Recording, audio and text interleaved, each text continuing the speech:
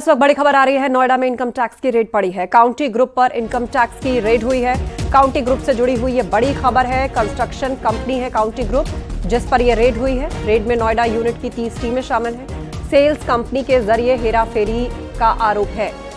हिमांशु शुक्ला से इस पर अपडेटेड है। हिमांशु, विस्तार से बताइए पूरी खबर।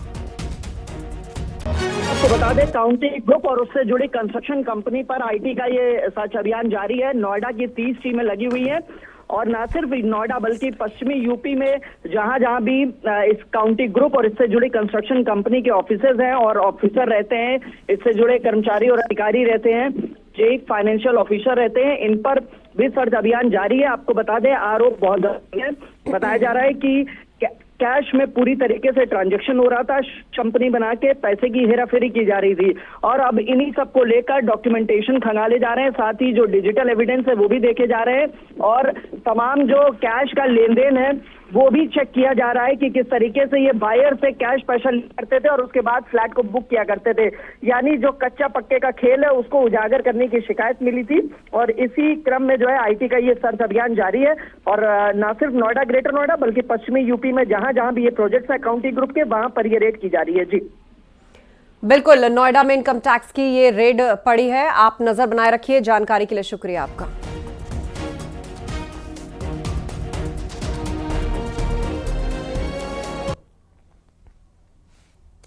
मेरठ में पीएससी के जवान को उसकी ड्यूटी के बारे में नोटिस दिया गया था, जिसका जवाब वायरल हो रहा है और जिससे आला अधिकारियों के भी होश उड़ गए हैं। आपको एक रिपोर्ट दिखाते हैं।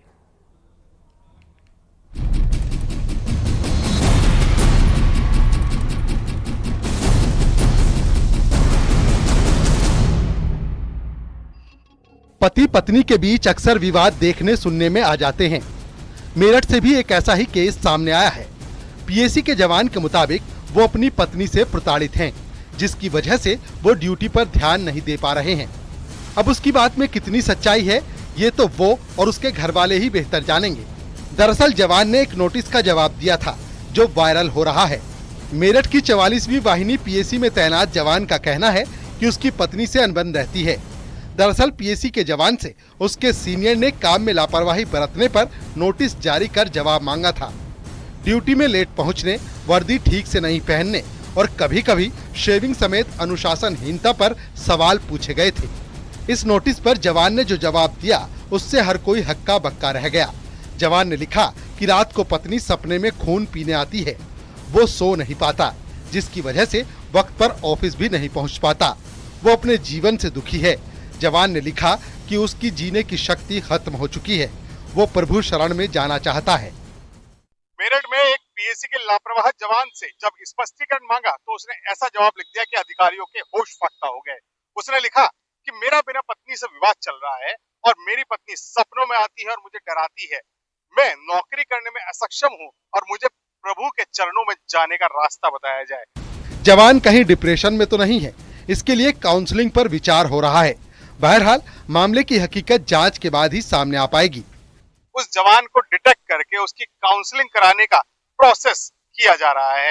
लेकिन जब मीडिया के लोगों ने अधिकारियों से पूछा कि क्या ऐसा कोई स्पष्टीकरण पर जवाब आया है, तो पूरी घटना पर पर्दा डालते हुए अधिकारियों ने इससे अनभिज्ञता जता दी है, साथ ही जांच करने की बात कही है। उन्होंने कहा है कि स्पष्टीकरण मांगा जरूर गया है, लेकिन जवाब क्या आया है ये अभी उन्हें पता नहीं है।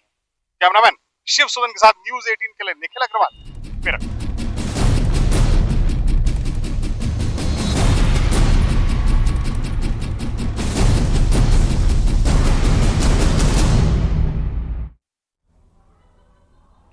हरदोई में एक दिव्यांग शख्स शादी न होने से बेहद परेशान है। वो पुलिस थाने पहुंचा और दारोगा के सामने शादी कराने की गुहार लगाई। दारोगा जी भी उसकी बात सुनकर हैरान हो गए।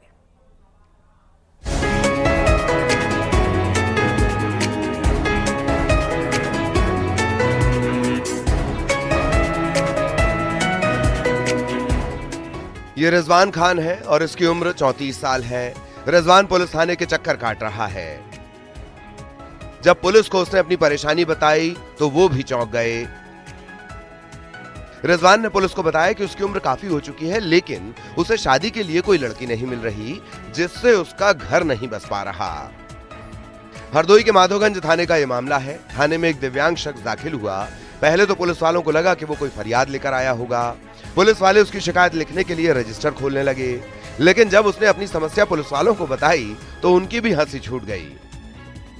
रिजवान ने गुहार लगाई है कि उसकी शादी किसी पढ़ी लिखी मुस्लिम लड़की से करवाने में मदद करें। शादी हो जाना चाहिए। क्या हो जाना चाहिए? शादी बारात? हाँ। किससे करोगे? मुसलमान वो लड़की है। अच्छा। पढ़ी लिखी। रिजवान ने दारोगा जी को बताया कि वो काफी समय से जतन कर रहा है कि उसकी शादी हो जाए। कई जगहों पर रिश्ते भी देखे, लेकिन फिर भी बात नहीं बन पा रही। इसकी वजह से वो मानसिक तनाव में आ गया है। वहीं रिजवान के मुताबिक पुलिस ने उसकी शादी का आश्वासन दिया है। रिजवान ने पुलिस को यह भी बताया कि वो अपने पिता और भाई से भी परेशान है। रिजवान को सरकार की तरफ से दिव्यांग भत्ता मिलता है। उसका आरोप है कि पिता और भाई ने मिलकर करीब 50,000 रुपए भी हड़प लिए। पुलिस अब उसके आरोपों की जांच भी कर रही है। फिलहाल पुलिस ने उसे समझा बुझाकर और तहरीर लेकर वापस भेज दिया। हरदोई से न्यूज़ 18 के लिए आशीष मिश्रा की रिपोर्ट।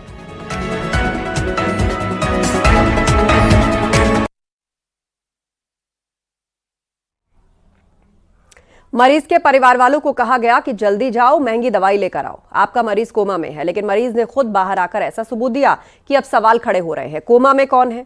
मध्य प्रदेश के रतलाम से बेहद चौंकाने वाला मामला सामने आया है।